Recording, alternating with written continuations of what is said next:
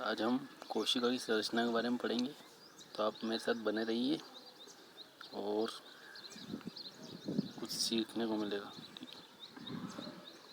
Start करते हैं। कोशिका की संरचना। कोशिका जीवों की संरचनात्मक कार्यात्मक इकाई जो सेल्स होती है, स्ट्रक्चरल और फंक्शनल यूनिट्स होती हैं। इसकी खोज किसने की थी? रॉबर्ट हुक ने 1665 में। ठीक है, ये क्वेश्चन बहुत सी बार पूछा गया कि कोशिका की खोज किसने की थी? रॉबर्ट हुक ने। कौन से सन में? 1665। एक ही कोशिका वाले जीवों, एक ही कोशिका वाले जीवों जैसे जीवाणु, प्रोटोजोआ और यीस्ट को एक कोशिकीय जीव होते हैं। ठीक है, ऐसे जीवाणु या जीव जिनका शरीर एक ही कोशिका से बना होता है उनको एक कोशिकीय प्राणी बोलते हैं। ठीक है, एक से अधिक कोशिका वाले जटिल जीवों को बहुकोशिकीय जीव कहते हैं। ठीक है, जिनमें एक से अधिक सेल्स पाई जाती हैं उनको बहुकोशिकीय बोलते हैं। ठीक है, ये देखिए एक सेल, इसमें आपको ये केंद्रक दिख जाएगा और केंद्रक के बाहर ये जो आवरण होता है केंद्रक आवरण। ठीक है, जिसे अपन न्यूक्लियर इन्वेलप बोलते हैं। केंद्रक के पास ये राइबोसोम्स दिख रहे हैं आपको, छोटे छोटे कण। बाहर न्यूक्लियर मेम्ब्रेन, सेल मेम्ब्रेन बोलते हैं इसको, है ना। ये माइटोकॉन्ड्रिया है और ये स्मूथ एंडोप्लाज्मिक रेटिकुलम। ठीक है, और यहाँ पर सेंट्रियोल पाए जाते हैं और ये गाल्गी अपर्चर्स और रफ एंडोप्लाज्मिक रेटिकुलम। तो एक कोशिका जो होती हैं जिसमें सभी प्रकार के कोशिकांग पाए जाते हैं। ठीक है, सेल ये जो हैं इसमें यहाँ पर सेल वॉल भी पाई जाती हैं। क्या पाई जाती हैं? कोशिका भित्ति बोलते हैं जिसे। ठीक है, अब देखते हैं अपन कोशिका के प्रकार। ठीक है, पृथ्वी पर पाए जाने वाले सभी जीवों को दो वर्गों में बांटा गया। कितने वर्गों में? दो। एक कोशिकीय जीव अथवा ऐसे जीव जिनमें कोई कोशिका नहीं पाई जाती। ठीक है, ऐसे जीव जिनमें कोई कोशिका नहीं पाई जाती, वायरस। ठीक है, विषाणु। नेक्स्ट है कोशिकीय जीव, अर्थात ऐसे जीव जिनमें एक या एक से अधिक कोशिका पाई जाती है। प्राणियों को पुनः प्रोकैरियोटिक और यूकैरियोटिक कोशिका में बांटा गया। फर्स्ट आता है प्रोकैरियोटिक, दूसरा आता है यूकैरियोटिक। अब अपन प्रोकैरियोटिक और यूकैरियोटिक क्या होते हैं उसके बारे में जानते हैं। ठीक है, देखिए सबसे पहले देखते हैं अपन प्रोकैरियोटिक जीवों की विशेषताएं। ठीक है, इन जीवों में अविकसित और आदिम कोशिकाएं पाई जाती हैं। ठीक है, जो कोशिका होती हैं पूरी तरह विकसित नहीं होती है और प्रिमिटिव होती हैं। इनका आकार छोटा होता है। ठीक है, केंद्रक नहीं पाया जाता, केंद्रक द्रव भी नहीं पाया जाता है, केवल एक क्रोमोसोम पाया जाता है। कौन सा? एक ही क्रोमोसोम। कोशिकांग भी कोशिका भित्ति से गिरे हुए नहीं हो पाए जाते हैं। कोशिका विभाजन असूत्री विभाजन द्वारा होता है। कोशिका विभाजन कैसे होता है? असूत्री एमाइटोसिस द्वारा। आगे देखिए, असूत्री विभाजन द्वारा तो जीवाणु व नीलहरित शैवाल साइनोबैक्टीरिया प्रोकैरियोटिक जीवों के उदाहरण। जो जीवाणु है, नीलहरित शैवाल है, साइनोबैक्टीरिया, ये सब किसके उदाहरण है? प्रोकैरियोटिक जीवों के। ठीक है, और इनमें जो सेल पाई जाती है उसे प्रोकैरियोटिक कोशिका बोलते हैं। इसकी संरचना देखते हैं अपन। देखिए ये देखिए एक प्रोकैरियोटिक कोशिका की सेल है ना। इसमें यहाँ पर आपको जो है सेल वाल दिख जाएगी, है ना। ये सेल वाल है और ये जो आनुवांशिक पदार्थ इसका DNA। ठीक है, जो इसमें केंद्रक आवरण नहीं दिख रहेगा आपको, है ना। सेल मेम्ब्रेन दिख जाएगी, इसमें केंद्रक द्रव भी नहीं होता है और न्यूक्लियर रेजिन भी नहीं पाया जाता है। ठीक है, एक फ्लैजिला होता है और आसपास फिम्बरी होती है। ठीक है, तो जो प्रोकैरियोटिक कोशिका होती है इसमें अपने को सभी प्रकार के कोशिकांग नहीं दिखाई दे रहे हैं और न तो केंद्रक सही से है। केंद्रक जो है DNA एक आनुवांशिक पदार्थ के रूप में बिखरा होता है। ठीक है, तो इस प्रकार की जो कोशिका होती है उसके प्रोकैरियोटिक या आदिम कोशिका बोलते हैं। ठीक है, प्रिमिटिव सेल्स। अब देखिए यूकैरियोटिक जीवों की विशेषता है। ठीक है, यूकैरियोटिक जीवों की विशेषता क्या क्या होती है? इनमें विकसित नवीन कोशिकाएं पाई जाती है। ठीक है, इनका आकार बड़ा होता है, केंद्रक पाया जाता है, केंद्रक द्रव भी पाया जाता है, एक से अधिक क्रोमोसोम पाए जाते हैं।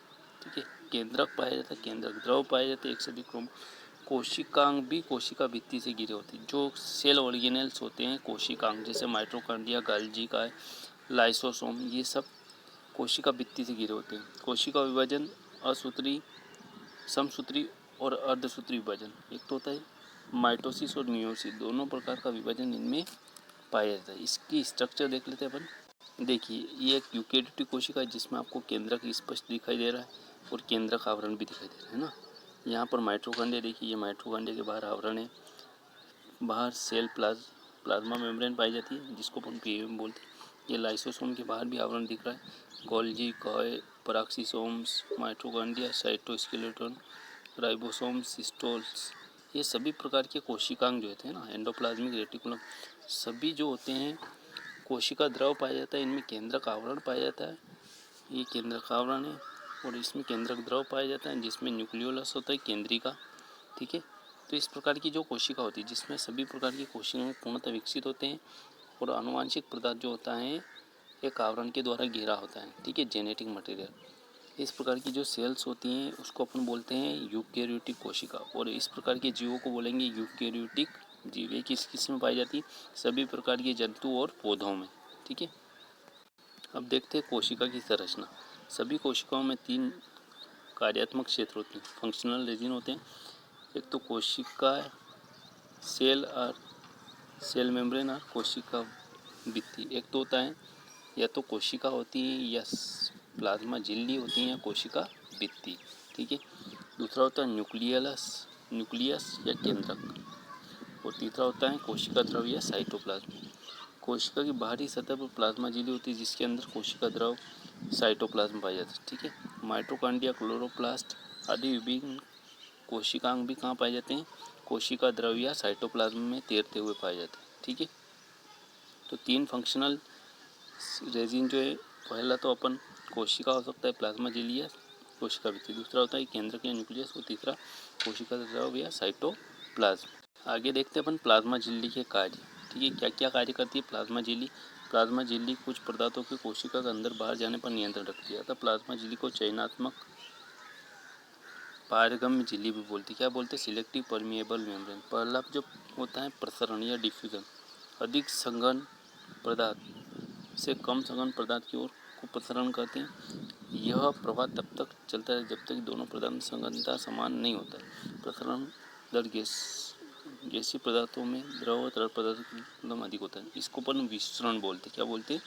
विसरण, जिसमें क्या होता है अधिक सघन माध्यम से विरल माध्यम की तरफ पदार्थ के कण जो हैं गमन करते, और यह तब तक चलता रहता है जब तक कि दोनों तरफ जो है पदार्थ के कणों की मात्रा या सघनता समान नहीं हो जाती। गैसों में जो होता है विसरण की दर सबसे ज़्यादा होती है, उसकी तुलना में द्रव और ठोस पदार्थों में कम होती है। ठीक है,